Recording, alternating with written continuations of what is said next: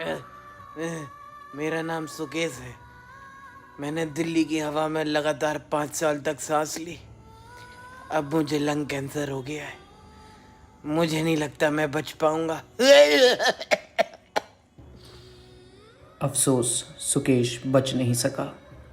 दिल्ली में हवा, पानी और राजनीति जानलेवा है।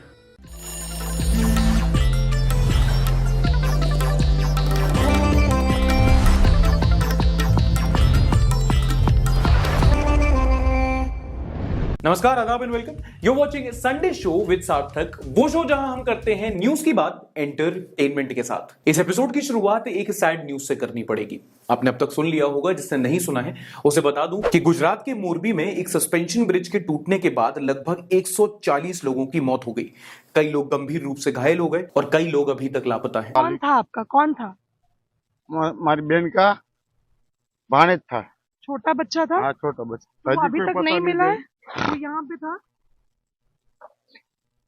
अब इस घटना को आप नॉर्मली एक ट्रेजेडी बोलकर छोड़ सकते हो, लेकिन जब आप ये सुनते हो कि कुछ ही हफ्तों पहले इस ब्रिज की मरम्मत हुई थी, रेनोवेशन हुआ था, करोड़ों रुपए लगाए गए थे और उसके बाद ये हादसा हुआ, तो करप्शन की बू आती है। मतलब बहुत सवाल है कि मरम्मत हुई तो क्या हुई, अगर नहीं हुई तो फिटनेस सर्टिफिकेट किसने दिया, अगर वो नहीं था तो ब्रिज कैसे खोला, और ब्रिज खोला तो 150 की कैपेसिटी वाले पुल पे 450 लोग कैसे थे, इतने टिकट कैसे बांटे गए, कोई मॉनिटर करने को क्यों नहीं था, एक इमरजेंसी रिलीफ प्लान नहीं था, वगैरह वगैरह बहुत सवाल थे। और जिनको ये सवाल पूछना था, उन्होंने इस ब्रिज की कोलैप्स होने की वजह बताई कि ब्रिज पर लोग ज्यादा थे।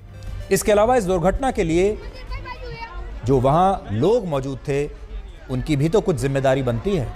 अच्छा, ठीक है। कुछ लोगों को यह बात आज हमारी बुरी लग सकती है। आज का दिन तो नहीं है ये कहने का। मतलब लोग चढ़ गए तो ब्रिज टूट गया। अब तुम लोग अपनी बॉडी लेके बाहर घूमोगे तो क्रिमिनल तो काट ही देगा ना।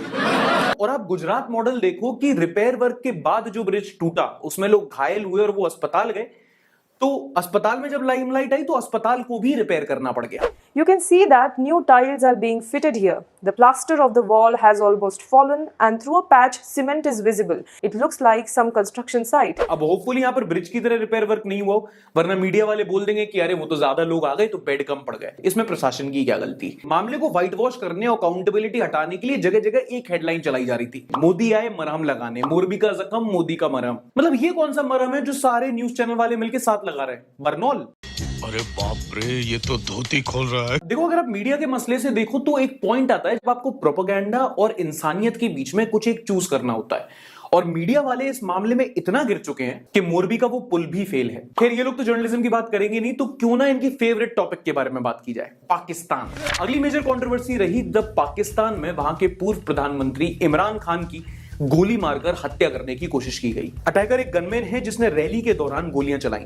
इमरान खान को 4 गोलियां उनके पैरों में लगी, एक सपोर्टर की मौत हुई और कई लोग जख्मी हो गए। अटैकर का कहना था कि वो एक लोन वुल्फ है, लेकिन इमरान खान ने इस अटैक का जिम्मेदार पीएम शहबाज शरीफ और वहां की इंटेलिजेंस एजेंसी आईएसआई पर लगाया है। नौ पाकिस्तान की पॉलिटिक्स में अगर आपको एक बात जाननी है तो वो ये कि वहां पब्लिक को छोड़कर हर कोई वहां की सरकार डिसाइड करता है। वहां की आर्मी, आईएसआई, अमेरिका, चाइना, मतलब वहां की इकोनॉमी तो बर्बाद है ही, पॉलिटिक्स और करप्शन भी हैंड इन हैंड चलता है। गनीमत से हमले के बाद इमरान खान अभी सलामत हैं। उन्होंने अस्पताल से वीडियो बनाकर आवाम को संबोधित भी किया है। इस हफ्ते की अगली बड़ी हेडलाइन एक दूसरे पठान हमारे शाहरुख खान ने बनाई, जिन्होंने अपने बर्थडे के मौके पर अपनी आने वाली मूवी पठान का ट्रेलर लॉन्च किया, जो मुझे तो काफी सही लगा। लोग जरूर बोल रहे थे कि इस मूवी के वीएफएक्स जर्नलिज्म के स्टैंडर्ड से ज्यादा खराब हो रहे हैं। देखिए, ये दिन तो नहीं है कहने का, लेकिन इसका कड़वा सच ये है कि इसके दोषी भी आप हैं। आपने मार्वल मूवी जरूर देखी होंगी और आपको पता होगा कि ये ऐसे वीएफएक्स नहीं बना पाएंगे, तो आप कंपेयर ही क्यों कर रहे हैं? कुछ लोगों को ये बात बुरी लग सकती है, पर इसके दोषी भी आप हैं। चलो, इस हफ्ते की अब न्यूज बताता हूं और मस्त शुरुआत करते हैं डेट से। अरे वो वाली डेट नहीं यार, अपनी ऐसी किस्मत कहां। इलेक्शन डेट्स जो आने वाले गुजरात इलेक्शंस के लिए अनाउंस हो गई हैं। गुजरात में 1 और 5 दिसंबर को इलेक्शंस होंगे और दिसंबर 8 को रिजल्ट्स डिक्लेयर किए जाएंगे। कुल मिलाकर 182 कॉन्स्टिट्यूएंसीज हैं, जिसमें 89 की वोटिंग फर्स्ट फेज में होगी और 93 की सेकंड फेज में वोटिंग होगी। वहीं हिमाचल प्रदेश की 68 कॉन्स्टिट्यूएंसीज की वोटिंग होगी 12 तारीख को। तो अगर आप इन दोनों स्टेट से हैं तो कॉमेंट करके बताओ यार कहां क्या हवा चल रही है, और चले जाना वोट देने। कपिल शर्मा आके देख लेना। एलॉन मस्क ने पिछले हफ्ते ट्विटर खरीदने के बाद अब वक्त बदल दिए हैं, जज्बात बदल दिए हैं और आते ही साथ कंपनी में बड़े बड़े चेंजेस किए हैं। पहला बड़ा चेंज तो ये कि जो अब ट्विटर का वेरिफिकेशन बैच है उसके लिए अब कोई भी अप्लाई कर सकता है और अगर आपको ट्विटर का वेरिफिकेशन बैच रखना है तो उसके लिए आपको पर मंथ $8 की पेमेंट करनी होगी। 150 रुपया देगा। और अगर टीम की बात करें तो भाई कंपनी पूरी तरीके से बदल रहा है। टर्मिनेशन लेटर तो शिवाजी द बॉस की तरह साइन कर रहा है। एलॉन मस्क के आने के बाद ट्विटर एम्प्लॉइज का लाइफ खराब हो गया है मेरा। ट्विटर पर ट्विटर के ही एम्प्लॉइज बोल रहे हैं कि उनकी नौकरी चली गई और ये देखकर कुछ लोग तो इतने खुश हो रहे हैं ना, मतलब उसमें उनका कुछ लेना देना नहीं है, बस दूसरे की नौकरी जा रही है देख देख के खुश हो रहे हैं, भले खुद बेरोजगार हूं। Emotional damage. खैर ट्विटर की एम्प्लॉय से ज्यादा खराब हालत सिर्फ इस टाइम पर एक जगह है, वो है हमारी राजधानी दिल्ली, जहां पर इन दिनों लाइटर की सेल्स गिर गई है और वो इसलिए क्योंकि सुट्टा पीने के लिए अब किसी को सिगरेट जलाने की जरूरत ही नहीं है, लंबी सांस से काम हो जाता है। यस, दिल्ली में the smog season is back. एक युवा इस टाइम पर सूर्य कुमार यादव के स्ट्राइक रेट से ज्यादा बढ़ रहा है। दिल्ली में पॉल्यूशन की वजह से हालत इतनी खराब है कि वहां पर स्कूल्स बंद किए जा रहे हैं, व्हीकल्स पर रोक लगाई जा रही है, एम्प्लॉइज को वर्क फ्रॉम होम करने के लिए बोला जा रहा है, सारे मेजर्स लिए जा रहे हैं। वहां के चीफ मिनिस्टर अरविंद केजरीवाल ने हर साल की तरह इस बार भी कहा है कि पॉल्यूशन की वजह है पंजाब में जल रही पराली। पंजाब में भी तो उन्हीं की सरकार है। अच्छा, पंजाब में भी इनकी सरकार है। हाँ, तो वो सेंटर की गलती है ना फिर। तो ये समस्या पूरे उत्तर भारत की समस्या है प्रदूषण की, और जाहिर तौर पे इसमें केवल आम आदमी पार्टी इसकी जिम्मेदार नहीं है, केवल केजरीवाल इसका जिम्मेदार नहीं है। हाँ, हम गधे हैं। कई लोगों को आज मेरी बात बुरी लग सकती है, लेकिन सच तो ये है कि इस प्रदूषण का जिम्मेदार भी आप खुद हैं। छोटे से शहर में इतने लोग सांस लेंगे तो प्रदूषण तो होगा ही। अगर फिर भी आप मेरी बात से सहमत नहीं हैं तो पाकिस्तान जाओ। इस हफ्ते इजिप्ट में COP27 समिट होने वाली है। ना बहुत इंपॉर्टेंट है, ध्यान से सुनना। क्लाइमेट चेंज आपको पता है क्या होता है, जो तापमान वगैरह बढ़ रहा है। ये क्लाइमेट चेंज नहीं हुआ है, हम चेंज हो गए हैं।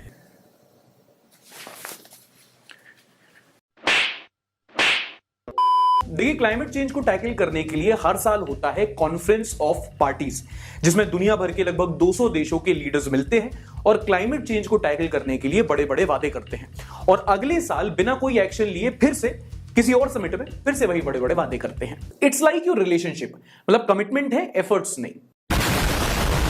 Now on a serious note, climate change को लेकर जो भी समिट होते हैं लाइक COP, ये साल दर साल इनकी इंपॉर्टेंस बढ़ती जा रही है, क्योंकि आप देख रहे हैं कि जगह जगह देशों में क्लाइमेट चेंज के बाद नेचुरल कैलामिटीज बढ़ रही हैं। अभी हमने इसी साल देखा कि पाकिस्तान में अभी तक के उनके इतिहास की सबसे बुरी बाढ़ आई थी। कई देशों में वाइल्ड फायर्स बढ़ रहे हैं और इन सारी कैलामिटीज की वजह से लाखों लोगों की जान जा रही है और बिलियंस ऑफ डॉलर्स का नुकसान हो रहा है। अगर आप क्लाइमेट चेंज के बारे में डिटेल में जानना चाहते हैं तो आप आई बटन पर क्लिक करके ये वाली वीडियो देख सकते हैं। अच्छा, इससे पहले हम आगे बढ़े, इस एपिसोड के पार्टनर कोडिंग इन्वेडर्स का कुछ थैंक यू करना बनता है कि नहीं बनता है। देखो, टेक्नोलॉजी बहुत सारी जॉब्स क्रिएट करती है, खास करके IT सेक्टर, लेकिन हमारे देश में एम्प्लॉयमेंट के साथ साथ एम्प्लॉयबिलिटी की भी प्रॉब्लम है। मतलब कि हमारे देश में कई लोगों के पास स्किल्स उतनी नहीं है और ज्यादातर लोग सोचते हैं कि अगर आपको एक हाई पेइंग IT जॉब चाहिए तो आपका एक टेक्निकल बैकग्राउंड होना चाहिए, कम से कम BTech की डिग्री होनी चाहिए, जबकि ऐसा बिल्कुल नहीं है। अब कई सारे ऐसे प्लेटफॉर्म हैं जो कोडिंग को नॉन टेक्निकल बैकग्राउंड के लोगों के लिए भी आसान बना रहे हैं, जैसे कि India safest platform coding invaders, जो कि अपने कोर्सेज द्वारा एक नॉन IT प्रोफेशनल को भी सिर्फ 9 महीने के अंदर एक फुल स्टैक डेवलपर बना देता है। यहां पर 93% प्लेसमेंट का परसेंटेज है और सबसे अच्छी बात यह है कि यहां पर आपको एनरोल करने से पहले एक गारंटीड जॉब अग्रीमेंट मिलता है, यानी कि आप इनका कोर्स करो, अगर आपको जॉब नहीं मिलती है तो पूरे पैसे वापस। Their courses have real business case studies, job-oriented projects and assignments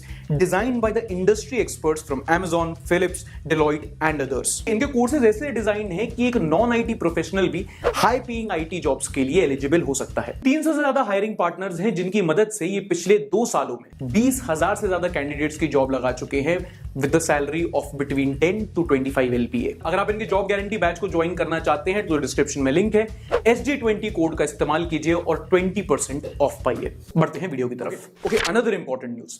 इस हफ्ते सुप्रीम कोर्ट ने सरकार को यह आदेश दिए हैं कि वो रेप विक्टिम्स पर जो 2 फिंगर टेस्ट होता है उस पर तुरंत रोक लगाएं। उच्चतम न्यायालय ने कठोर शब्दों में कहा है कि रेप विक्टिम्स पर ये जो 2 फिंगर टेस्ट होता है ये पेट्रियार्कल है और सेक्सिस्ट है। 2 फिंगर टेस्ट में होता क्या है कि एक रेप विक्टिम की वजाइना के अंदर 2 फिंगर्स यानी कि 2 उंगलियां डालकर चेक किया जाता है कि हाइमेन इंटैक्ट है या नहीं। अभी देखो, एक पुरानी प्रथा है, थोड़ी कंफ्यूजिंग है। इसमें दरअसल होता क्या था कि रेप विक्टिम के वजाइना में 2 फिंगर डाल के हाइमेन, और अगर वो सेक्सुअली एक्टिव है तो कि तुम लोग बिल्कुल ही दिमाग से काम नहीं लेते थे क्या? Just to make it clear, ये प्रथा सेक्सिस्ट है और वैज्ञानिक तौर पर इसका कोई आधार नहीं है, साइंटिफिकली इसका कोई बैकअप नहीं। मैं नहीं कह रहा हूं, ये सुप्रीम कोर्ट ने कहा है। No, with due respect to बड़े बुजुर्ग एंड पुरानी प्रथाएं, इसकी तरह ही ऐसी कई सारी पुरानी प्रथाएं हैं, अंधविश्वास है जो मैं चाहकर भी मान नहीं पा रहा हूं। फॉर एग्जाम्पल, दही चीनी खाओ एग्जाम अच्छा होगा। मैं तो लस्सी पी के गया था, मैं फेल क्यों हो गया? खाली कैंची चलाने से झगड़ा होता है, तो बबलू नाहू ने अभी तक लोगों को मर्डर क्यों नहीं किया? आंखें फड़कती है मतलब कुछ बुरा होता है, तो पतंजलि इतनी सक्सेसफुल क्यों है? फिर काली बिल्ली रास्ता काटे नहीं जाएंगे, सफेद बिल्ली पे क्यों जा रहे हैं? फिर मतलब बिल्लियों के साथ रेसिज्म क्यों? कई सारी हमारी पुरानी सोच है जो डाउनराइट अंधविश्वास है, उनमें कोई तथ्य नहीं है। सिर्फ एक ऐसी चीज है जो पहले से मानते हैं लोग, जिसमें सच है, उसमें कोई अंधविश्वास नहीं है, और वो ये कि अगर आप सब्सक्राइब नहीं करोगे तो आपको पैसों का होगा नुकसान। देखो, मैं अंड बंड का टोला भी कर सकता था, बट मुझे लगा यहाँ अपॉर्चुनिटी अच्छी है। बहुत तेज हो रहा है, बहुत तेज हो रहा है। अच्छा, अगली न्यूज आपकी सेहत के लिए बताता हूं। किचन में जाओ, एक फ्राई पैन उठा के लेके आओ। तुम नहीं जाओगे, मैं खुद जा रहा हूं। हम सब में से कई लोगों के घर में फ्राई पैन्स होते हैं जिनमें टेफ्लॉन कोटिंग होती है, और इस हफ्ते साइंटिस्ट ने कहा है कि ये जो टेफ्लॉन कोटेड वाले आपके फ्राई पैन होते हैं, ये कुकिंग के लिए शायद अच्छे नहीं हैं, क्योंकि कुकिंग के दौरान इनसे बड़ी मात्रा में माइक्रोप्लास्टिक निकलता है। दरअसल होता क्या है कि इन पैन्स में एक टेफ्लॉन की कोटिंग होती है जिसको कहते हैं पॉलीटेट्रा। तुमसे ना हो पाएगा। Polytetra polythene. साइंटिस्ट ने पाया है कि ऐसे पैन्स की सिर्फ एक क्रैक से 9000 प्लास्टिक पार्टिकल्स रिलीज हो सकते हैं, जो आपकी सेहत के लिए हानिकारक है। तो मतलब आप खाने के लिए जो भी मटेरियल यूज करते हो उसको थोड़ा ध्यान से देखना। खाना हवा टॉक्सिक है, रिलेशनशिप टॉक्सिक है, खाना तो अच्छा खाएं। अच्छा, आप यूपीआई यूज करते हो? करते ही होगे। उसी से रिलेटेड अगली न्यूज है, वो ये कि यूनाइटेड पेमेंट इंटरफेस यानी कि यूपीआई ने पिछले महीने एक नया कीर्तिमान स्थापित किया है, एक नया रिकॉर्ड बनाया है। पिछले महीने यानी कि अक्टूबर महीने में हमारे देश में 730 करोड़ यूपीआई ट्रांजैक्शन हुए, जिनकी टोटल वैल्यू 12 लाख करोड़ की थी। ये एक अपने आप में रिकॉर्ड है, इससे पहले इतना बड़ा अमाउंट कभी नहीं हुआ था यूपीआई ट्रांजैक्शंस के लिए। पता है, यूनिफाइड पेमेंट इंटरफेस, भी कोई ग्रामर नाजी कमेंट करेंगे ना तो एंगेजमेंट बढ़ता है। इससे पहले आगे बढ़े, आपको एक गाना सुनाना चाहता हूं, प्ले।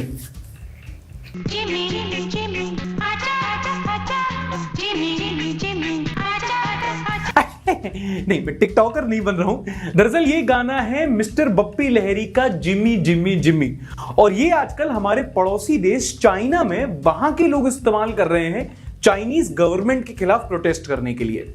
बड़ी मजेदार कहानी है ऑफ लैंग्वेजेस एंड कल्चर। हो क्या रहा है कि इन दिनों ना चाइना में कोविड केसेस बढ़ रहे हैं, इसलिए वहां की सरकार बहुत स्ट्रिक्ट लॉकडाउन लगा रही है, जिसकी वजह से वहां के जो लोग हैं उनको एसेंशियल आइटम्स होते हैं, आटा, दाल, सब्जी, चावल, इनके लिए किल्लतें हो रही हैं, दिक्कतें हो रही हैं। लेकिन बेटे, ये लॉकडाउन और खाने में कमी का गाने पर टिकटॉक बनाने से क्या रिलेशन है, वो भी हिंदी वाले। दरअसल जब आप जेमी जेमी जेमी बोलोगे तो मैंडारिन जो वहां पे भाषा बोली जाती है उसमें इसका अर्थ होता है चावल देना, है ना। इसीलिए, और वहां के लोगों के पास चावल की कमी है, तो जिमी जिमी जिमी आजा आजा आजा, इस पर लोग टिकटॉक बना रहे हैं और अपनी सरकार के मजे ले रहे हैं।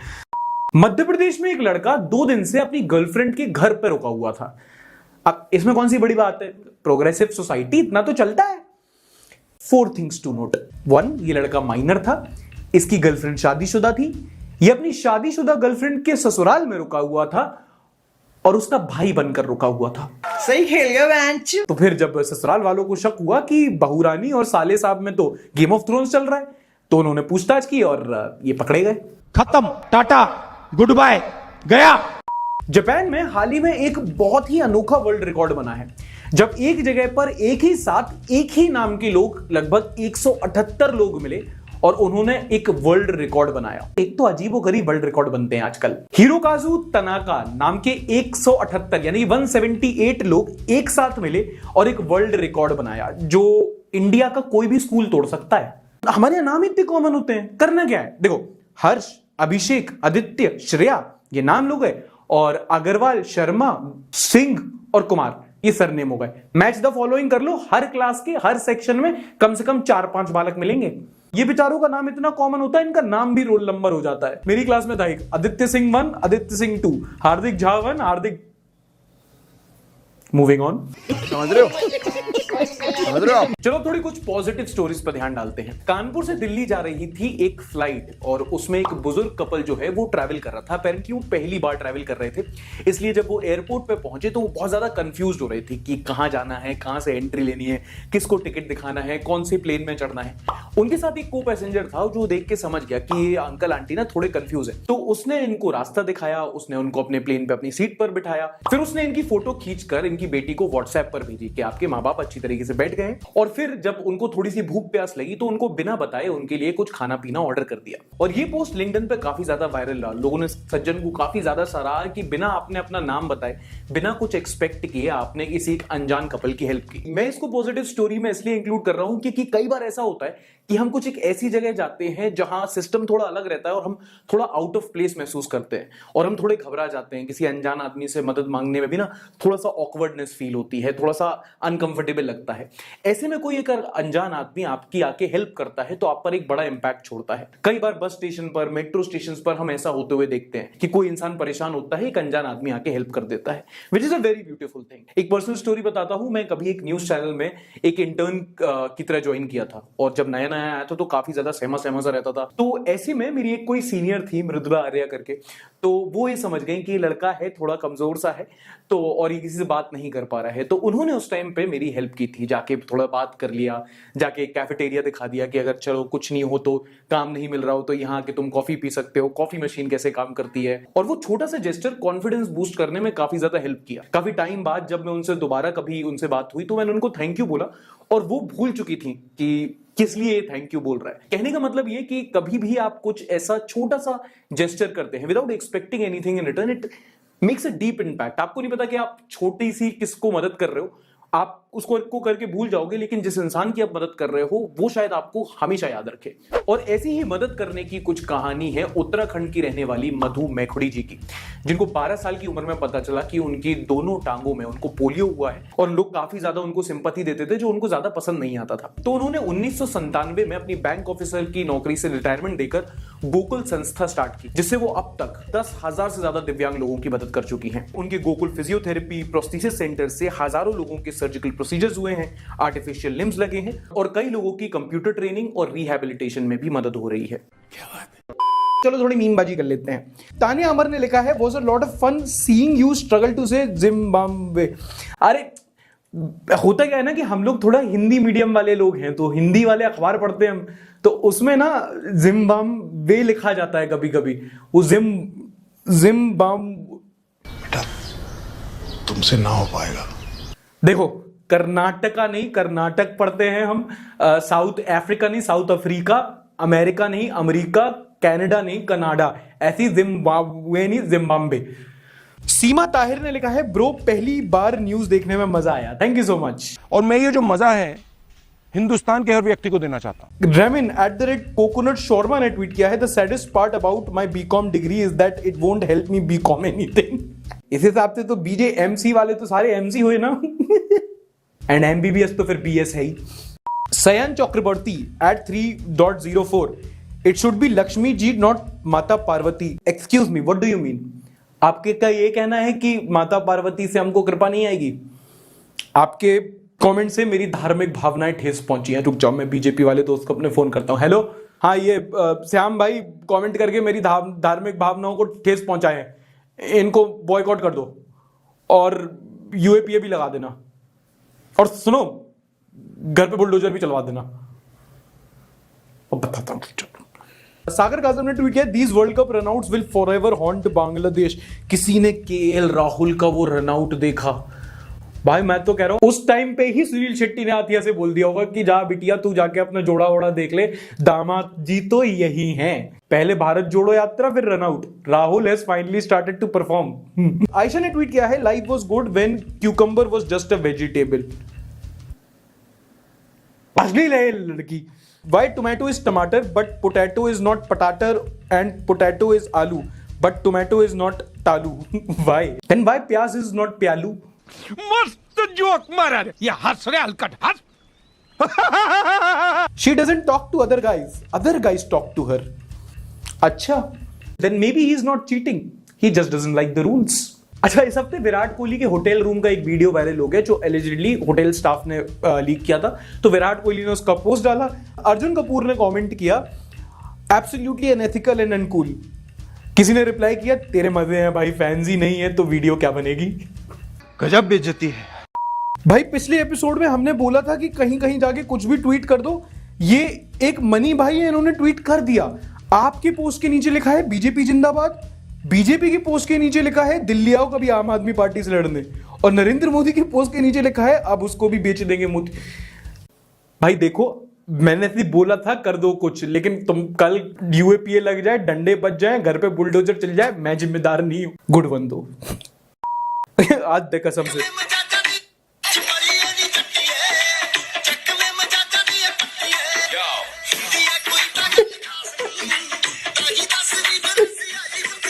कि पहली बात तो इनका गेम्स टीचर अनुराग ठाकुर जैसा क्यों लग रहा है, और दूसरी बात गेम्स टीचर हर स्कूल में सबसे ज्यादा निर्दयी, निर्लज और सबसे ज्यादा बेरहम इंसान हुआ करता था।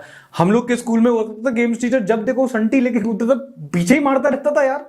मैथ टीचर से ना पिटे इसलिए बंक मारते थे तो गेम टीचर से पिटते थे। दुख का ही खत्म नहीं होता बे।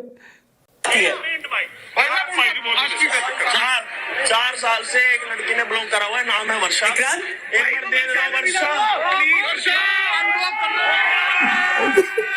अनब्लॉक कर दो वर्षा, वर्षा अनब्लॉक कर दो। विक्रांत भाई आपका ऑस्ट्रेलिया में स्वागत है। अगर आप एक काम कर दो हमारे भाई को वर्षा दिला। आवाज आ रही है? विक्रांत भाई वहां सेटिंग कराने में मशहूर है। वर्षा ने मुझे भी ब्लॉक करा, इंडिया को भी ब्लॉक करा। कौन है ये वर्षा?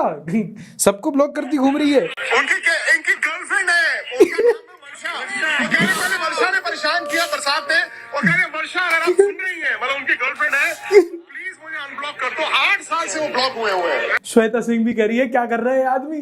Gold standard of journalism.